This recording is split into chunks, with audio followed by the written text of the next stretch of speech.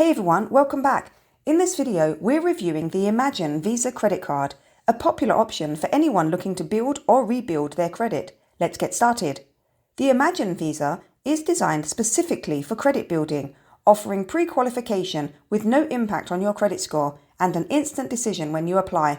It currently holds an impressive 4.7 star rating from over 9,800 reviews, showing that many users are satisfied with the card's performance. It's an unsecured credit card, meaning there's no security deposit required. Plus, it reports to all three major credit bureaus, which is essential for improving your credit score when used responsibly.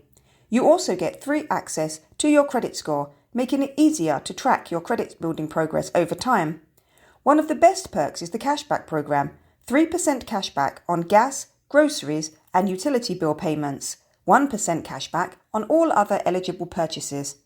However, there are some downsides to consider. The card charges an annual fee between $75 and $99, and it comes with a high APR of around 29.99%, so carrying a balance can be costly in interest.